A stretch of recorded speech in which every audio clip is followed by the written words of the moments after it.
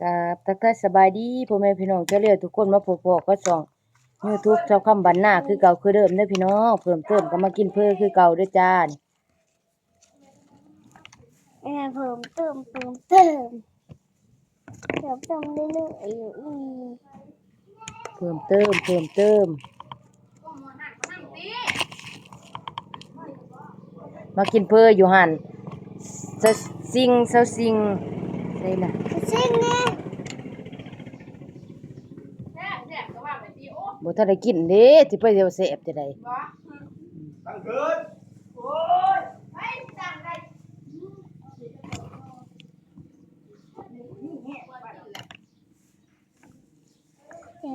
ถ้าคือสิแซ่บอยู่ดอกน้ำมันอันนี้ แต่ ตัว เรา พี่น้อง เวทไหนมึงกินเนาะน่าจะเนาะเราเวทไหนมึงกินได้เนาะเราเวทลาย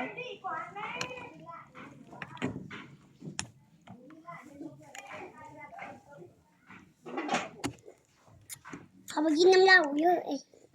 ยังกูกินผัก สิงเฮ็ดมีเขาแน่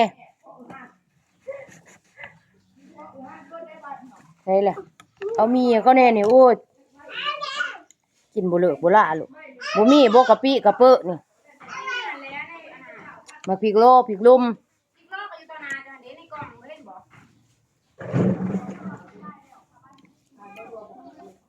ใช่โอ้ กะปิเนี่ยก็ก่อนออก นั่งดีๆไปนั่งท่าพุ่นเจอเขาเฮ็ดให้ใช่แล้วอันนั้นนะเอาน้ำปลามาให้แม่นี่ อ้าวน้ำปลา เอาน้ำปลา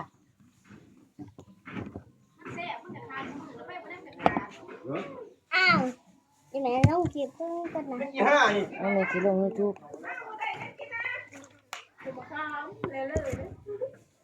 มาเฮ้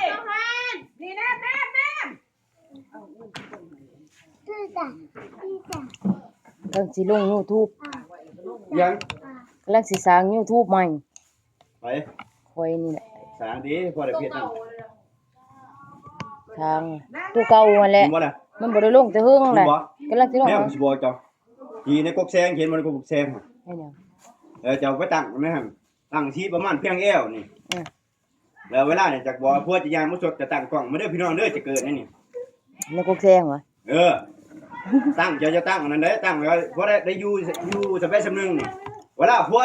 จะเตะตัวไหนจะง่ายลงนั่นเลยลงจากรถใส่น้ำมาจังนี่ เนาะ จะกระจกขี้ดินผ้าไปพวกจะแล้วจะกระจกขี้ดินผ้าน้ำคนโอ้ยตั้งรถขอขี้เบี้ยว อีพอไปเห็นงานที่ดินทำก็ได้จังได้เนาะยังทำไม่ได้ยุ่งงานจ้ะ ฝากกดไลค์กดแชร์ส่งสักคำบ้านหน้าในเด้อ YouTube นี่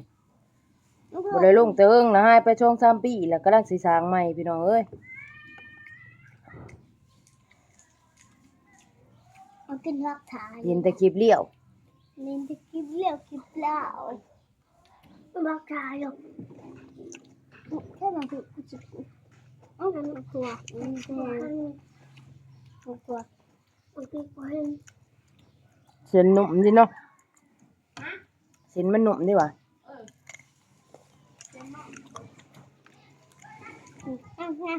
ตัวก็เกิด อืม มองก็ผมจิบหน้าไปด้วยชอบเขาเป็นร้องเลย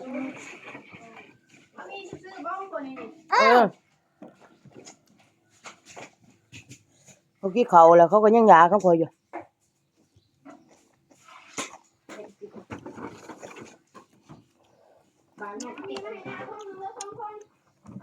เขาเบื่อเนี่ยมันตั้งจะหลาเลย เจ้าเครื่องนั่นไปไหนเจ้าเครื่องนั่นมันได้ฮะเอาเจ้าเครื่องนั่นแซ่บพี่น้องเลย รู้สึกแค่ไหนว่าตัวนี้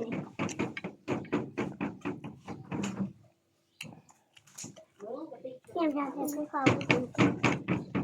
อยู่หันเจ้าซิง ผู้หันตัวชิ้น อยู่ อยู่บ้านมึงม่านผู้ใดอยากมากินเด้อนี่ทางก็ดีแหละพี่น้องเอ้ย บีแล้วคนบุตกแล้ว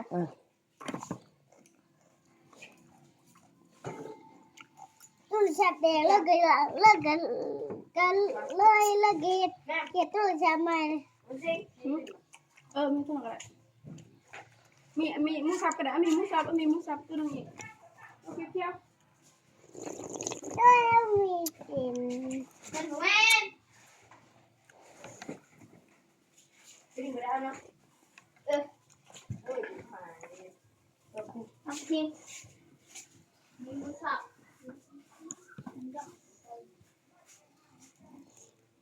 ก็จะไปถึงมีเรื่องประหยัด มาเอาซ้อมทงได้ซ้อมเป็นประหยัด พักกันนั่น เขาก็ชื่อนะก็ชื่อ รอบนึง เสื้อเขาเอาไปเนี่ย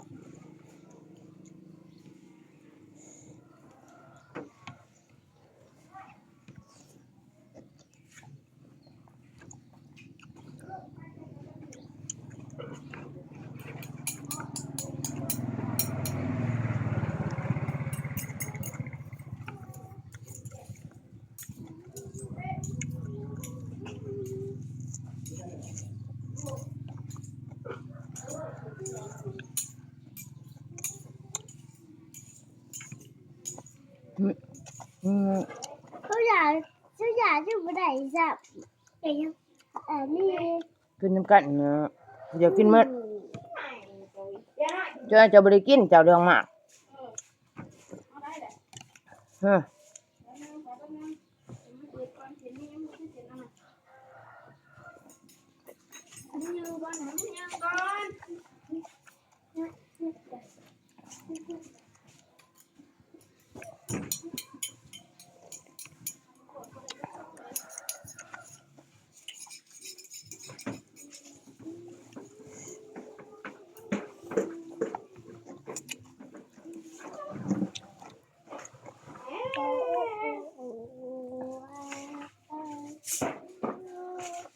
อันนี้มันแพงปุ่นดูติ๊กปุ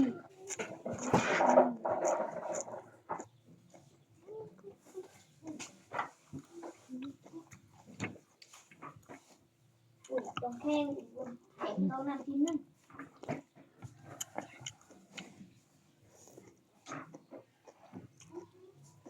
แข็งเลย แข่งมันก็แข่งตัว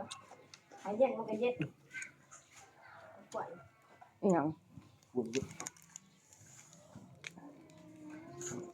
เตรียมตัวเขาสิไปขายเครื่อง เป็นน้ำบรุตัวนี้มันคือมันมีผ่า บ่ เป็นบ่ ใช่ไหมนับก็ใส่จังอันนับ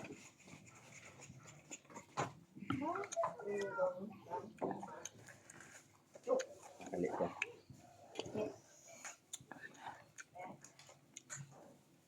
น้องกูยิด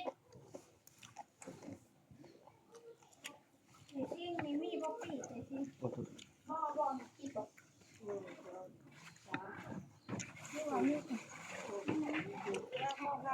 อีหยัง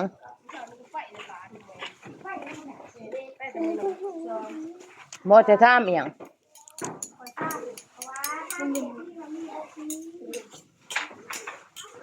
ถูกมั้ยจ้ะ อะไรนะ กล้องดูหอย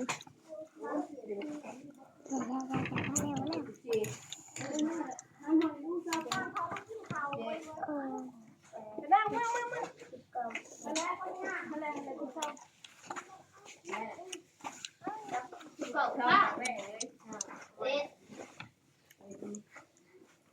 ไปหยุดมันหยุด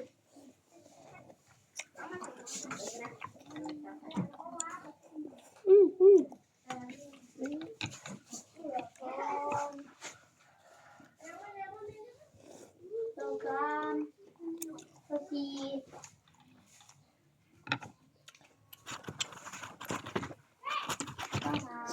ตัวหกตัวเจ็ดตัวแปดตัวเก้า30จะออกโอ้30แล้วก็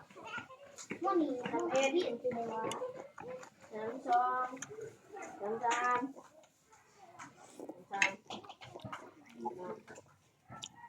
บัญชี35บ่ปุ้งบ่ลูก แล้วก็แล้วนะ มันจะบ่ได้ปุ้งมา ว่าท่านถอนเอาหัวใจ เฮ้ยไป ตรงที่ เรือเฮ้ย 2 4 6 8 10เรือ10 จับแล้วเห็นมันแต่ใช่ไหมเห็น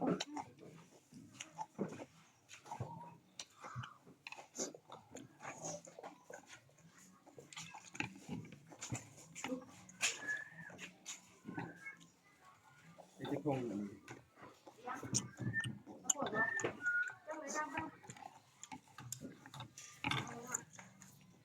บวงเลยล่ะ